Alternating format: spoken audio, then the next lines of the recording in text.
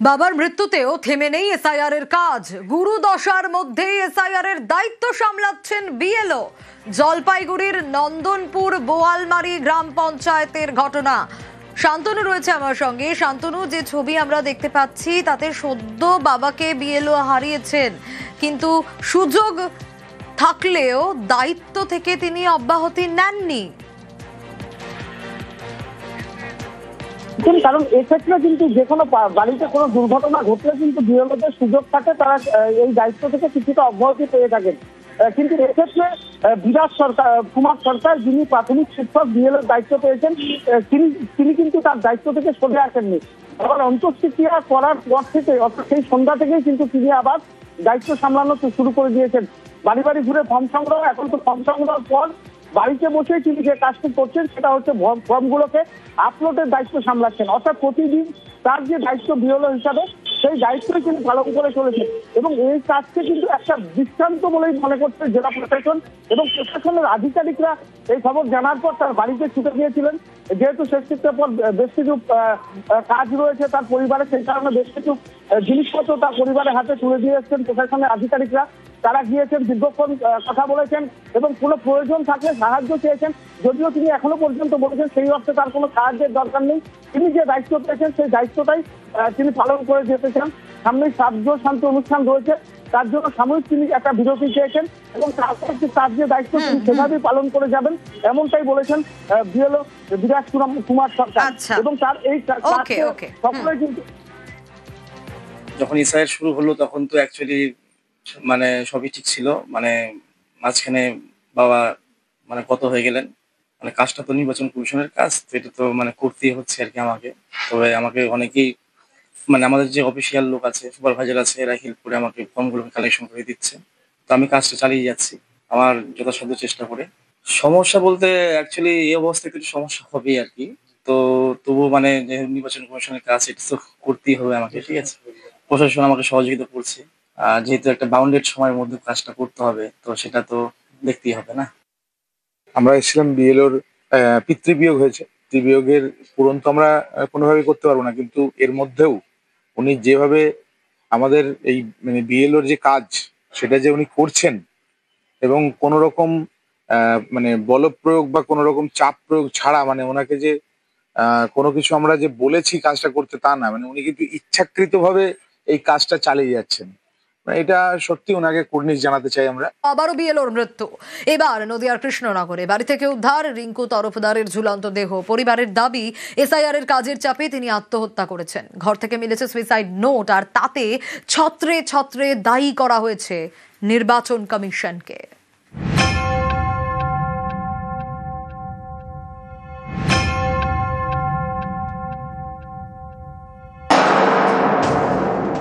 ঘর থেকে উদ্ধার বিএলওর ঝুলন্ত দেহ।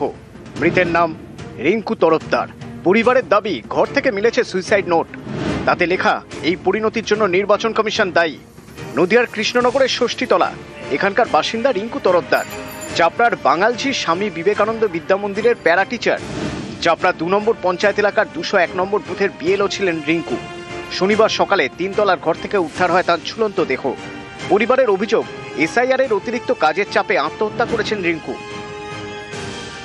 মানে এসে খাওয়া দাওয়া তো দূরস্থ নয়, আগে এসে ওই ইয়ে নিয়ে বসে পড়তো খাটের ওপর। পাওয়ার সঙ্গে সঙ্গে আমি ভিডিও কালেক্টরেতে গিয়েছিলাম, ভিডিও অফিসে গিয়েছিলাম জমা দেওয়ার জন্য, যে আমার কাজ পারবো না বলে এবার লিখিত দিয়ে দিয়েছিলাম, দিয়ে উনি নেয়নি, দিয়ে কালেক্টরেতে পাঠিয়েছিল। দিয়ে ওখানে গিয়েছিলাম, উনি ডাইরেক্ট বলেছিলেন তাহলে চাকরি করেন কী করে, আসেন কী, তখন যা আশা করেন কী করে, চাকরি তাহলে ছেড়ে দিতে হবে। বিএলও নিশ্চয় ওদের চাপ তো ছিলই ওদের, না হলে হবে কী করে। 3 তলার ঘর থেকে বিএলও রিঙ্কু তরফদারের ঝুলন্ত দেহ উদ্ধার হয়। পরিবারের দাবি সেই ঘর থেকে মিলেছে একটি সুইসাইড নোট, তাতে লেখা, আমার এই পরিণতির জন্য নির্বাচন কমিশন দায়ী। কোনো রাজনৈতিক দলকে সমর্থন করি না, খুবই সাধারণ মানুষ, কিন্তু এই অমানসিক কাজের চাপ নিতে পারছি না। আমি একজন পার্শ্ব শিক্ষিকা, বেতন পরিশ্রমের তুলনায় খুবই কম, কিন্তু এরা ছাড় দিল না। অফলাইন কাজ 95% শেষ করে ফেলেছি, কিন্তু অনলাইনে কিছুই পারি না। বিডিও অফিসে এবং সুপারভাইজারকে জানানো সত্ত্বেও কোনো ব্যবস্থা করলো না। 201 নম্বর পার্টে কেউ ছিল না বলে আমায় কাজ চাপিয়ে দিল। পরে অন্য পার্টির অনেককে অন্য পার্টি বিএলও হিসেবে নিয়োগ করেছে। এখন সুখের সময়, কিন্তু এরা বাঁচতে দিল না। কাজটা অনেকের কথা শুনে রাখতে গেলাম, এখন মনে হচ্ছে ছেড়ে দেওয়াটাই ভালো ছিল। রেজিস্ট্রেশন হয়ে গেছে বলে ছেড়েও কাজ হতো না। ওনার বিএলও ডিউটি ছিল, কদিন ধরে উনি পেশারে ছিলেন, কিন্তু তার মধ্যেও যে এরকম হয়ে যাবে আমরা বুঝতে পারিনি। নির্বাচন কমিশনকেই দায়ী করেছেন। বিএলও থেকে চাপ দেওয়া হতো, উনি বলতো যে আমার চাকরি চলে যাবে, আমি কাজ ছেড়ে দিতে চাই, এত পেশা নিতে পারছি না, এইভাবে উনি বলতেন। কৃষ্ণনগরে বুথ লেভেল অফিসারের মৃত্যুর ঘটনায় নদিয়া জেলা শাসকের থেকে রিপোর্ট চাইলেন রাজ্যের মুখ্য নির্বাচনী আধিকারিক। বুথ লেভেল অফিসারের মৃত্যুর কারণ জানতে চেয়েছেন। এর আগে জলপাইগুড়িতে এক বিএলওর মৃত্যু হয়েছে। এই ঘটনায় জলপাইগুড়ি জেলা শাসকের থেকে রিপোর্ট চেয়েছে কমিশন। জানা গিয়েছে সেই রিপোর্ট তারা পায়নি। এর মধ্যেই নদিয়ায় বিএলওর ঝুলন্ত দেহ উদ্ধার। নদিয়া থেকে সমীর রুদ্র, নিউজ 18 বাংলা। পশ্চিমবঙ্গে চলছে এসআইআর। অভিযোগ, কাজের চাপে কোথাও অসুস্থ হয়ে হাসপাতালে ভর্তি বিএলও, বেডে বসে ডেটা এন্ট্রিতে ব্যস্ত। কোথাও বিডিও অফিস থেকে বাড়ি ফিরে অঝরে কান্না বিএলওর।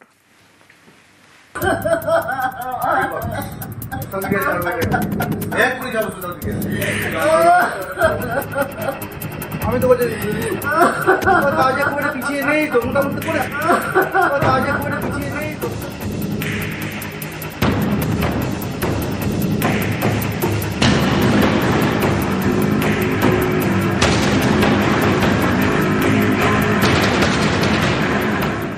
হাসপাতালের বেডে বসে ডেটা এন্ট্রি করছেন বিএলও। এ ছবি উত্তর দিনাজপুরের ইসলামপুরে। চোপড়ার বাসিন্দা মুস্তাফা কামাল চুটিয়াখোর গ্রাম পঞ্চায়েতের 188 নম্বর বুথের বিএলও। অভিযোগ, এসআইআর এর কাজের চাপে শনিবার সকালে অসুস্থ হয়ে পড়েন মুস্তাফা। তাকে ভর্তি করা হয় ইসলামপুর মহকুমা হাসপাতালে। অভিযোগ, কাজের চাপ এতটাই যে হাসপাতালের বেডে বসে ডেটা এন্ট্রির কাজ করেন। সারাদিন বসে থেকে পাগুলো গেছে ফুলে, প্রচণ্ড ব্যথা, আর এদিকে শরীর ক্লান্ত হয়ে পড়েছে। এই নিয়ে আমি বাড়িতে আমি রাত 2টা পর্যন্ত কাজ করেছি। শরীর দুর্বল হয়ে যাওয়াতে কাল থেকে আমি আবার চলাফেরা করতে পারি না। এর মধ্যে আমি চাপ দিচ্ছি যে 25 তারিখের মধ্যে আমাদের ফর্ম জমা দিতে হবে। সম্ভব না স্যার, আমি কেন, কেউ দিতে পারবো না।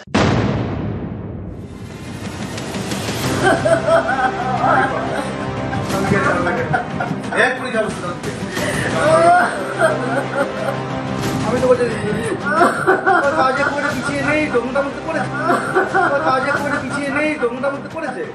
হুগলির পান্ডুয়া এখানকার একটি বুথের বিএলও সুমিতা মুখোপাধ্যায়। তার দাবি, তিনি 1300টি ফর্মের মধ্যে 300টি ফর্মের ডেটা এন্ট্রি করেছেন। অভিযোগ, এই কারণে তাকে পান্ডুয়া ব্লক অফিসে দীর্ঘক্ষণ বসিয়ে রাখা হয়। দ্রুত কাজ শেষের জন্য চাপ দেওয়া হয়। এরপরে বাড়ি ফিরে বিএলওর কান্না। কাজে করে পিছিয়ে নেই তো, মোটামুটি করে কাজে করে পিছিয়ে নেই তো, মোটামুটি করেছে।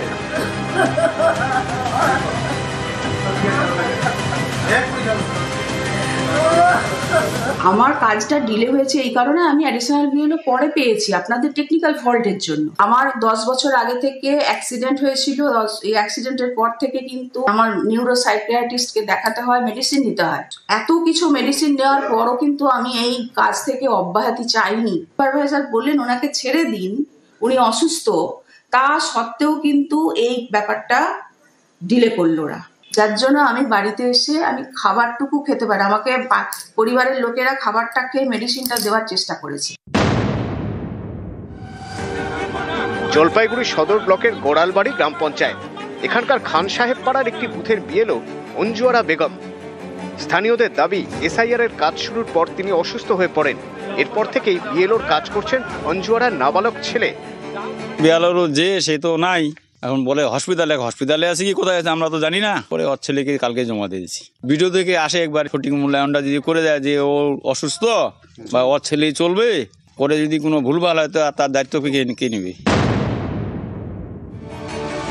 কৌশিক ঘোষ মুর্শিদাবাদের জঙ্গিপুরের একটি বুথের বিএলও। অভিযোগ, কাজের চাপে অসুস্থ হয়ে পড়েন। তাকে ভর্তি করা হয় হাসপাতালে। মাথায় ব্যথা, বুকে ব্যথা এবং হার্টবিট বেড়ে যায়। সঙ্গে সঙ্গে আমরা কাজ করতে বাড়িতে অসুস্থ হয়ে একদম সেন্সলেস স্বাভাবিক অবস্থা, মাথায় জল দিয়ে আমরা সঙ্গে সঙ্গে ডাক্তারবাবুকে নিয়ে আসি। কাজের চাপ কি প্রচণ্ড কাজের চাপ। নিউজ 18 বাংলা।